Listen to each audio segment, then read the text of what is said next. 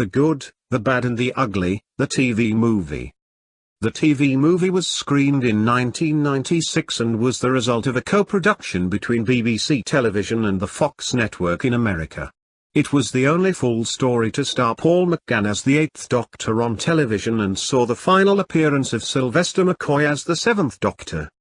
Debate still rages as to both the quality and canonicity of the TV movie to the rest of the original series. The new series definitively included the TV movie and the McGann Doctor as part of its lore, but given that the canonicity of the new series to the original series remains debatable in itself, that doesn't really help matters. The Paul McGann Doctor has also had a much longer run on audio with his Big Finish adventures, and with the Eighth Doctor BBC book range, though given those two ranges flatly contradict one another and clearly cannot take part in the same continuity, it is perhaps simpler to just place both as fan fiction, much in the same way as I already do with the new series anyway. But what of the TV movie? Regardless of its canonicity or lack of, is it any good? Well, frankly, no.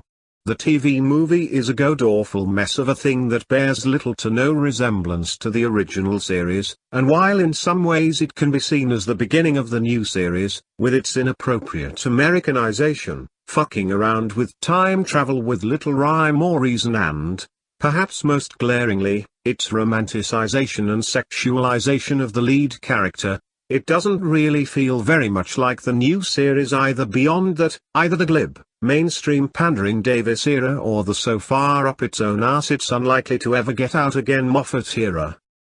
It feels, perhaps inevitably, like a really bad pilot for a really bad American sci-fi series that has about as much of a vague resemblance to Doctor Who as does Bill and Ted's Excellent Adventure.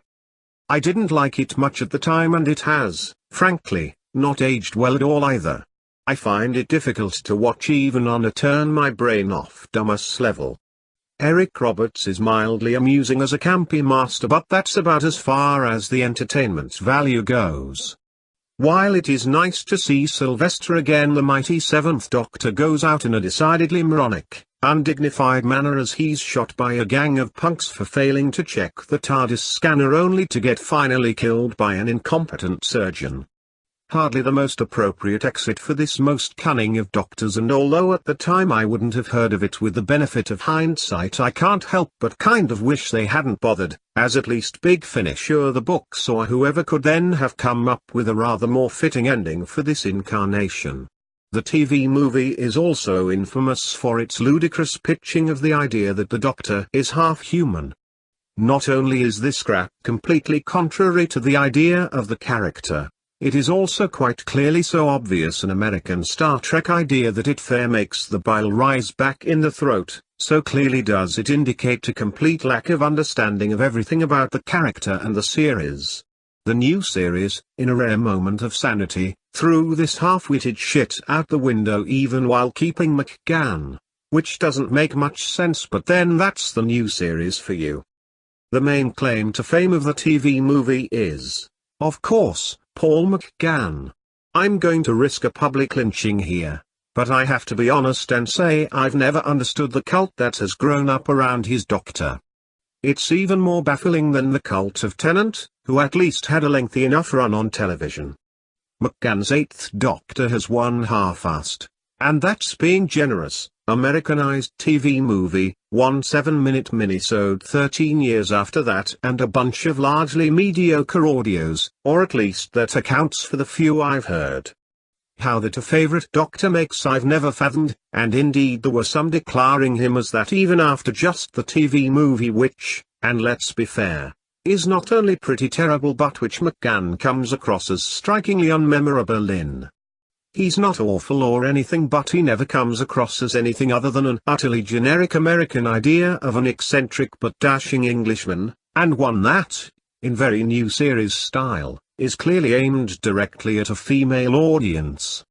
At the time I found him a fairly bland pretty boy Doctor, and while I might have been inclined to give him a chance had it gone to a full series, it never did, and I haven't heard anything in his audios to justify the adulation of this most bland and uninteresting of incarnations.